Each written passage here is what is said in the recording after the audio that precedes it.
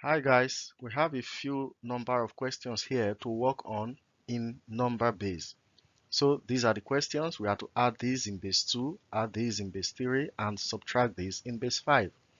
To solve this problem, the first thing I want us to understand is that if you are given a number in a given base, the digits that make up that number cannot be equal to or greater than the base.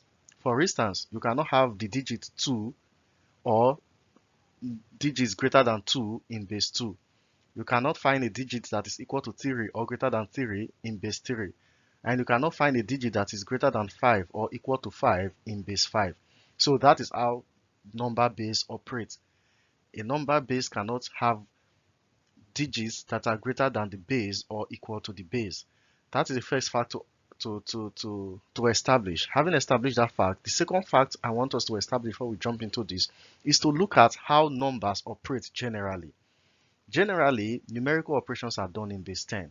So we need to understand that the normal addition, subtraction, division, and multiplication we do in our everyday life are usually done in base 10. So that is the default way of doing things. Because we are used to it, we don't really know that we are operating in base 10 without us really knowing what is going on. So now let us break it down by first taking an example of addition done in base 10. So let us look at this for instance. This is a normal question and we'll operate this normally as we would normally solve it in our everyday life. So if we have this kind of question, how do we solve it? We say 5 plus 8 is 13, right? We put down 3 and we carry over 1. Why are we putting down 3 and carry over 1? This is the reason because we are operating in base 10. Now let's take it gradually. 5 plus 8 is 13. 13 is bigger than 10 because we cannot have 13 in base 10. From the explanation I gave earlier, we cannot have 13 in base 10. So what do? We simply divide the 13 by 10, which is the base. 13 divided by 10 will give us 1, remainder 3. It is the remainder that we drop here as 3 and we carry over the 1 that is the quotient. I hope you understood that part. So let's continue. 2 plus 1 gives us 3. Plus this 1 we carried over gives us 4. 4 is less than 10, so feel free to drop the 4. Let's continue. 7 plus 7 is 14. 14 cannot be a number in base 10. So what do? We divide 14 by 10 and that gives us 1, remainder 1. In the usual format, we put down the remainder 4 and carry over 1. There is no further digits to add and we just drop the 1 back here. And this gives us the answer in our everyday addition of numbers because we are working in base 10 whether we like it or not. Now let's apply this principle to base 2. So the first question here say add this and this in base 2. So let's go. 1 plus 1 is 2. 2 cannot be a number in base 2. So what do? 2 divided by 2 will give us 1, remainder 0. We simply put down the remainder and carry over 1. 1 plus 1 is 2, plus the 1 we carried over is 3. 3 cannot be written here because 3 cannot be a number in base 2. We do division. 3 divided by 2 will give us 1, remainder 1. We drop the remainder here and carry over this 1. 1 plus 0 is 1, plus this 1 we carry over is 2. 2 cannot be written here because 2 cannot be a number in base 2.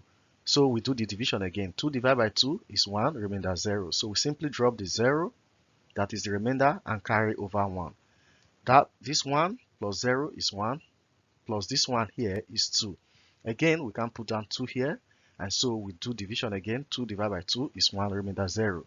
We put down the 0, and since there's no other figure, we just go 1, 0, and that becomes 0 and 1. So the answer to this addition becomes 1, 0, 0, 1, 0 in base 2.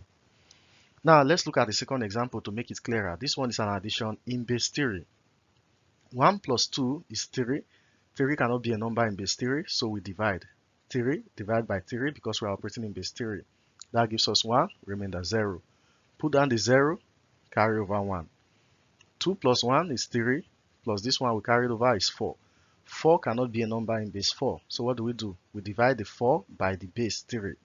4 divided by 3 is 1, remainder 1. We put down the remainder and we carry the 1. 2 plus the 1 is 3. Again, 3 cannot be a number in base 3, so we look at 3 divided by 3 will give us 0, remainder 1. So we just put that 0 and 1 here, and that becomes 1, 0, 1, 0 in base 3. And lastly, we have this subtraction in base 5. All right, let's go. 3 divided by 4. Sorry, 3 minus 4. Cannot. We borrow 1 from here. The one we borrow from here is 5. 5 plus 3 gives us 8. Why is the one we borrowed 5? Again, let's come back to our normal subtraction that we would do in our everyday life in base 10 by default. Let's look at it.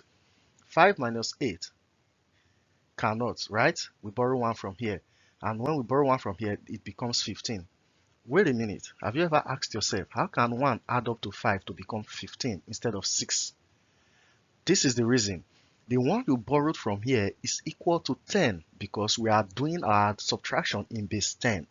That is why the 10 adds up to 5 to become 15. That is where the 15 comes from. 15 minus 8 gives us 7.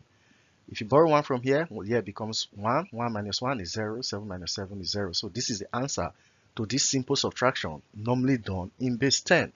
So let's apply this to base 5 here, or every other base. But this is the question we have in base 5. Again, 3 minus 4 cannot. We borrow 1 from here. That one we borrow is 5 because we are operating in base 5. 5 plus 3 is 8. 8 minus 4 gives us 4. We borrowed 1 from here, so we are left with 1. 1 minus 2 cannot. We borrow 1 from here over to this point. That one we borrow is 5. 1 was here, so 5 plus that 1 that was here becomes 6. 6 minus 2 gives us 4. We borrowed 1 from here, so we are left with 3.